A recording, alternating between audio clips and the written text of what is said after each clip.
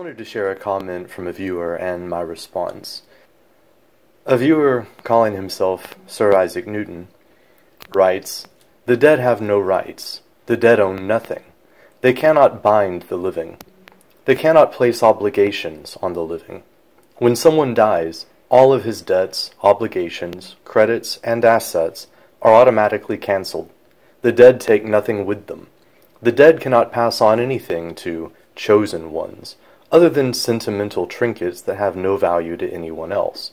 As soon as you agree that the dead have no rights, no power, and no say over the living, you see the absolute logical necessity of 100% inheritance tax. In fact, strictly speaking, it's not a tax at all. When someone dies, all of their possessions automatically become the property of the Commonwealth, not of their family. Why should a family have any rights over the assets of the dead, of those things worked for and earned by others? To think that you have some ownership over the labor of others amounts to the advocacy of slavery. Meritocracy is all about the abolition of slavery in all of its forms, privilege in all of its forms, and the dead having any control whatsoever over the living. Families must learn to have self-respect. Every person should be fully committed to making their own way in life, not expecting welfare, handouts, or inheritance. If you didn't create it, if you didn't work for it, it's not yours. How much simpler could it be? It doesn't matter what your relation is to someone else. You don't own their assets or debts when they die. It's nothing to do with you. In a meritocracy, all elite, dynastic families will be wiped from history, since all accumulated wealth will be transferred to the Commonwealth at death. This ensures that the Commonwealth, the general will, is in charge, not private elites and particular wills. It is precisely via this mechanism that a meritocracy ensures equal opportunities and fairness for all.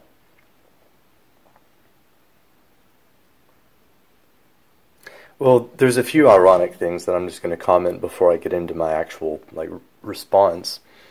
Number one, it's kind of funny that at one point he's talking about how, everyone should make their own way in life and not expect welfare or handouts.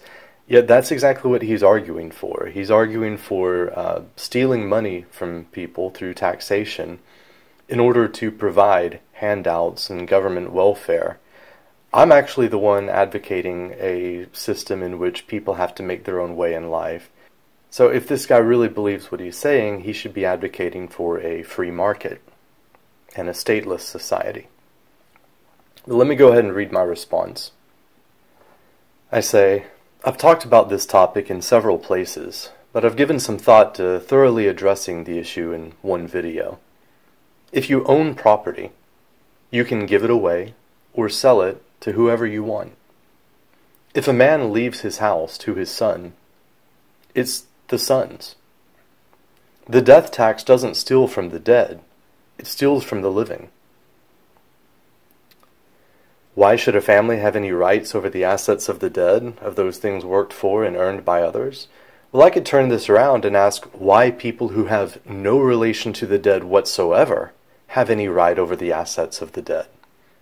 Whether the man's estate is inherited by his children or by the state, in either case, it is an unearned transfer of wealth. If you didn't create it, if you didn't work for it, it's not yours. Well, this applies to the state as well then. The state has no right to appropriate wealth that private citizens worked for and created. But as I've pointed out, the state has no right to even exist. Before you can argue that the state has the exclusive right to appropriate wealth that it didn't earn or create, you have to justify the existence of the state. Also, in many cases, especially historically, children did have a role in creating the wealth they inherited. If you take the example of the family farm, the entire family participated in running the farm. My father was a small business owner, and as a child, I did help my father with the business. This is extremely common. The real issue here is that you want to inherit wealth and property that you didn't earn. You want to use the state to facilitate the transfer of unearned wealth to you. As far as the elites who have acquired their illegitimate wealth through the state, through taxation, you don't understand how they operate. You don't understand their rigged system and how to dismantle it. The royal families got rich by taxing their subjects. The banking families primarily got rich by lending to the royal families, to the state, including democratic states, not just monarchs, who would then tax their subjects to pay back the loan at interest. The wealth of banks is actually an illusion. They don't actually own anything other than debt. If you understand how fiat currency and the fractional reserve banking system work, it is the state who owes the bulk of this debt. The wealth of the banking families is essentially just an IOU note from the state, which the state promises to pay back by stealing from private citizens. Abolish the state, and you abolish the debt, and the bankers are instantly bankrupt. Their illusory wealth evaporates. As you say, the dead have no rights. All debts are canceled. So kill the state, and you cancel the national debt, and you cause the international banking system to implode. A complete understanding of the problem makes the solution obvious. You better believe the elites understand the rigged system they created. They love the idea of the 100% inheritance tax. They control the state, always have and always will. Just as the Ring of Power answers only to Sauron. If the state inherits everyone's wealth and property when they die, then in a single generation, the state will own absolutely all wealth and property, and the elite control the state. So who really inherits everything? Of course, you imagine an imaginary future government, which is controlled by the people.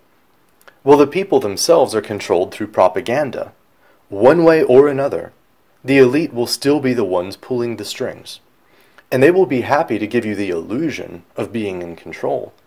But once they con the people into voting for the 100% death tax, their control will be absolute. I'm trying to wake you up here. I'm not the enemy. Abolish the state, and you destroy the power of the elites.